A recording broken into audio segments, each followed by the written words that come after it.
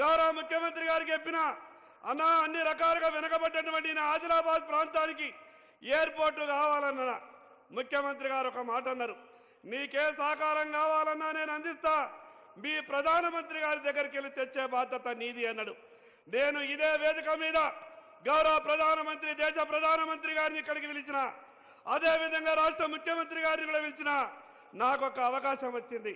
ప్రధానమంత్రి గారు ముఖ్యమంత్రి గారు ఒకే వేదిక మీద ఉండి నా వెనుకబడ్డటువంటి ప్రాంతానికి ఎయిర్పోర్టు కావాలనంటే దేశ ప్రధానమంత్రి గారు ముఖ్యమంత్రి గారితో అన్నారు, हमारा आदमी के लिए आपका पूरा सहकार चाहिए అంటే ముఖ్యమంత్రి గారు గొప్పగా అన్నారు, यहाँ जो भी मेरे तरफ से सहकार चाहिए हर तरीके से मैं करने के लिए तैयार हूं అన్నాడు.